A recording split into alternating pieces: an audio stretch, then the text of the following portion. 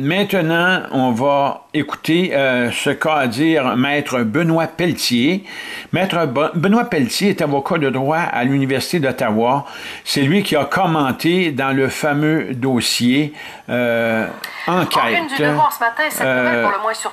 Dans le fameux document de l'émission Enquête du 21 mars 2013 dans le dossier Citoyen souverain à tout prix, dans lequel Benoît Pelletier a tout simplement dit que le Québec, c'était le statu quo et qu'il était comme n'importe quelle autre province, qu'il n'y a rien de changé au Québec, peu importe ce qui s'est passé politiquement ou judiciairement.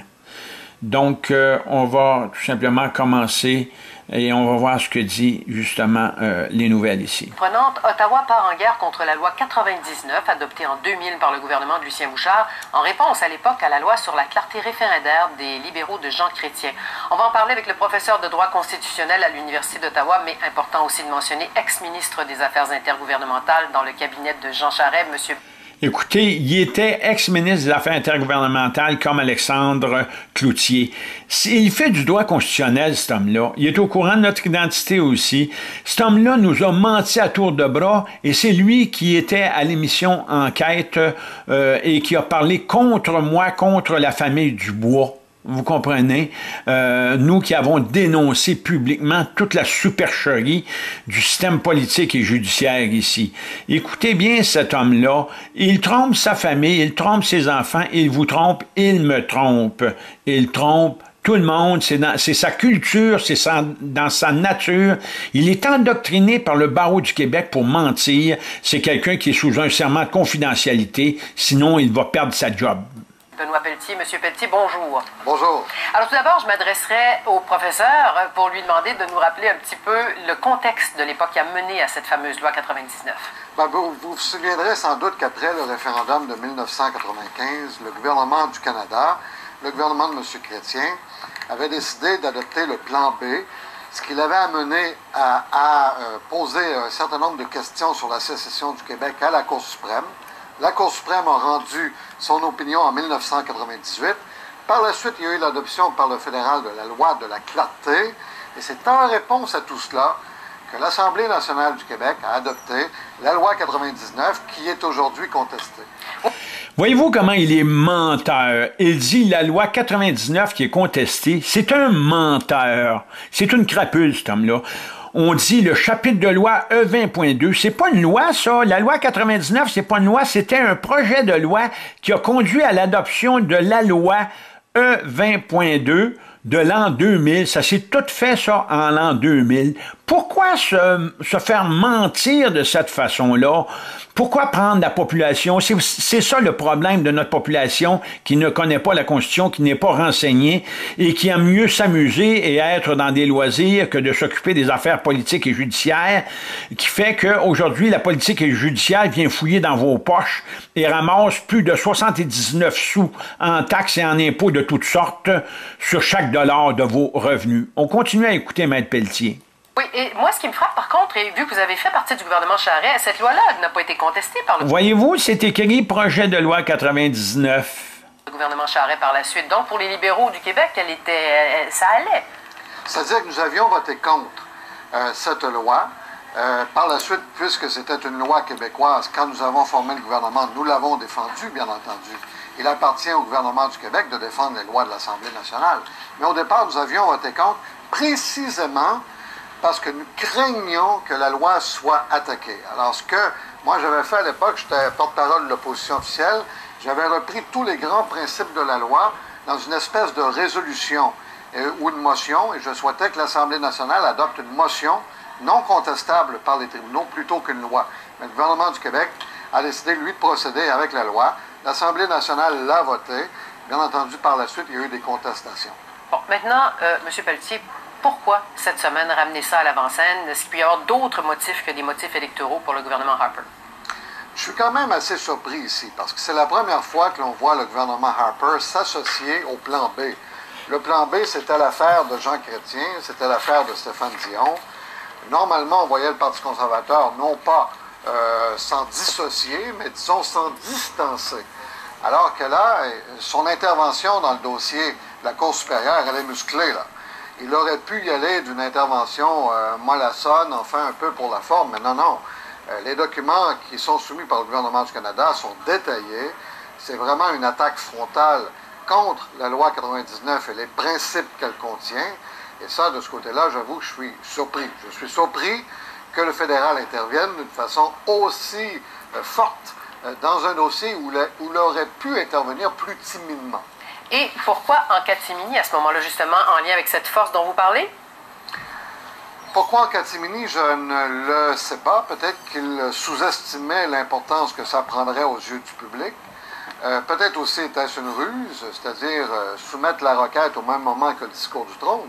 Mais c'était une ruse, dans ce cas-là, c'était plutôt malhabile, parce qu'une requête, ce n'est pas que l'affaire d'une journée. Une requête, ça dure longtemps, et après ça, il y a un litige, et puis un débat en cours. Alors, c'est sûr qu'inévitablement, le gouvernement du Canada devait savoir ce que ça provoquerait au sein des médias et au sein de l'opinion publique. Parce que d'après vous, quand vous dites une attaque frontale, que veulent-ils détruire de cette loi, son essence, finalement? À peu près tout. C'est-à-dire que la loi québécoise part de deux principes. Part du principe d'abord que les Québécois ont le droit de choisir leur avenir librement et que cela pourrait être fait par un vote de 50%. Voyez-vous, il parle de loi, il dit la loi québécoise. Il n'y a pas de loi au Québec. Tous les avocats, qu'ils soient hommes ou femmes au barreau de l'État du Québec, ont le même discours que Maître Benoît Pelletier. Ils vous mentent à tour de bras, ils sont sous serment de confidentialité. Ils n'ont pas le droit de dire que le Québec est séparé du Canada, mais par contre, ils n'ont pas le choix de dire que c'est un État. Là où il y a un gros problème, c'est que toutes les procédures judiciaires ou les procédures devant notaire sont identifiées sous le statut de province de Québec, alors que le Québec, c'est un État depuis l'an 2000 par la loi 20.2. Donc, tous les documents judiciaires ou juridiques ou commerciaux qui portent l'identité de province de Québec depuis 1968 sont des documents inconstitutionnels, illégaux, parce qu'ils trompent par l'identité du Québec la personne ou les gens qui interviennent à l'intérieur d'un contrat quelconque ou d'une convention quelconque. Donc, automatiquement, il faut que l'identité du gouvernement et du Québec soit claire, il faut que ce soit une identité constitutionnelle et il faut que l'identité représente ce que la loi veut bien rapporter. Si cette loi-là, 20.2, n'est pas bonne, si cette loi-là est anticonstitutionnelle et qu'on veut pas, on en parle présentement parce que le Québec veut la maintenir alors qu'il ne la respecte même pas. C'est toujours province de Québec dans tous les documents judiciaires, juridiques et commerciaux ici au Québec, alors que la loi 20.2, c'est la loi sur l'exercice des droits fondamentaux et de la prérogative du peuple du Québec et de l'État, donc du pays du Québec. Donc, quand on dit province de Québec, on vous ment à tour de bras. Et Maître Benoît Pelletier vous ment comme il ment à sa famille, comme il ment à tout le monde. Et c'est dans leur culture, c'est dans leur doctrine du barreau du Québec. On continue. Plus un. Et donc, le gouvernement du Canada dit non, écoutez, dans le renvoi sur la sécession, la Cour suprême a bien dit que la sécession du Québec, pour être conforme au droit constitutionnel canadien, ne pouvait pas être unilatérale, qu'elle devait être négociée avec le reste du Canada d'une part, et d'autre part, la Cour suprême avait retenu comme critère pour, en fin de compte, un vote référendaire, le critère d'une majorité claire. Et la Cour suprême avait dit, on parle ici de clarté, non pas qu'au sens quantitatif, mais essentiellement au sens qualitatif. Et donc, le fédéral dit 50% plus 1, ça ne rencontre pas cette espèce de standard, cette espèce de test qui a été posé de façon plutôt obscure, de façon plutôt générale. Vous savez, il n'y a pas eu 50% des citoyens qui ont voté aux dernières élections municipales. Ici, écoutez, est-ce qu'il y a 50% plus 1 qui votent au fédéral ou pour élire un gouvernement ici au Québec. Je vais vous dire franchement, c'est pas évident. J'ai l'impression qu'on se trompe énormément là-dessus. Et normalement, en démocratie, en vraie démocratie, quand on rentre sur des sujets de droit constitutionnel, c'est au moins le 2/3 des membres qui est censé faire quorum et pour tout simplement appliquer une décision qui puisse modifier une constitution, au moins les 2/3. Et là, présentement, on parle de droit constitutionnel et on parle de séparation du Québec du reste du Canada. 50+1, c'est complètement faux. Surtout que s'il y a seulement 50% de la population qui va voter, imaginez-vous, ça veut dire que 25% de la population, si on dit 50+1, donc mettons 26% ou 27% de la population, pourrait permettre de séparer le Québec du reste du Canada. Non, on ne peut pas accepter ça. On est déjà sorti du Canada, on ne fait pas partie du Canada, soit que le Québec puisse se rétracter et permettre au fédéral de ne plus voler en taxes et en impôts. Le Québec en tout simplement rétablissant un droit constitutionnel dans sa structure ou son infrastructure législative et judiciaire, ou que le Québec, tout simplement, proclame sa souveraineté sans aucun privilège du gouvernement fédéral et que le Québec s'arrange tout seul dans ces choses et il n'a rien à demander au fédéral et le fédéral n'a rien à demander au Québec, point final. Nébuleuse néanmoins, mais qui a été posée par la Cour suprême du Canada. Oui, je lisais aussi, et peut-être que j'ai mal compris la chose, mais je vous le demande, qu'Ottawa pourrait aussi simplement dire, bon, on ne touchera pas à la loi, mais on va juste déclarer qu'elle ne s'applique absolument pas ailleurs au pays, dans aucune province et ni dans au fédéral. Et c'est possible, ça fait... Ça serait complètement ridicule qu'une loi s'applique seulement au Québec, une loi de droit constitutionnel qui fait que le Québec est un État, mais il est un État seulement chez lui. Il n'est plus un État au fédéral, il n'est plus un État dans les provinces. C'est ce que dit présentement l'animatrice de Radio-Canada ici, à Maître Benoît Pelletier. Écoutez, c'est complètement ridicule qu'on soit un État seulement à l'intérieur des murs du Québec et qu'à l'extérieur, on soit encore une province. Faut-tu rire de la population tant que ça? Est-ce qu'on est imbécile à ce point-là? Il va falloir qu'on se réveille un jour. Ça fait quelque chose de pire que la loi sur la clarté à ce moment-là. Écoutez, cette loi-là ne peut s'appliquer que dans un contexte québécois ou que dans une perspective québécoise. Voyez-vous, il vient de le dire lui-même, ça s'applique seulement ici au Québec, ça s'applique pas ailleurs. Puis au Québec, là, même s'il disait que ça s'applique, là, dans les procédures judiciaires, les poursuites judiciaires devant les tribunaux du Québec, ça commence par province de Québec. Il est au courant, lui, Benoît Pelletier, de ça. Il dit même pas que c'est un État du Québec. Donc, même à l'intérieur du Québec, ils ne respectent même pas leur propre loi, chapitre E20.2, qui est la loi sur l'exercice des droits fondamentaux et de la prérogative du peuple du Québec et de l'État du Québec.